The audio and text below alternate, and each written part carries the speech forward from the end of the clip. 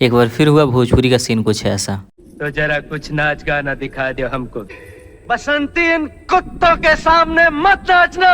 सौम्या पोखरेल यानी कि विवाद का दूसरा नाम, ऊपर से चार चांद लगा दिया प्रिंस प्रियदर्शी ने झगड़ा के घर गाने को लिखकर। इस गाने ने तो रिलीज से पहले अक्षर सिंह के साथ विवाद कराने की कोशिश की, दूसरा गाना चोरी के ऊपर इल्जाम लगा, और जब दोनों विवाद सक्सेसफुल नहीं रहे तो फिर तीसरा विवाद सौम्या पोखरेल को इस गाने के ऊपर डांस करवा दिया। और सौम्या पोखरेल पवन सिंह के गाने के ऊपर डांस कर दे और भोजपुरी में विवाद ना हो, ऐसा कभी हो ही नहीं सकता है। मैं अंदर बैठी हुई थी, ये लोग 3-4 लोग आए अंदर।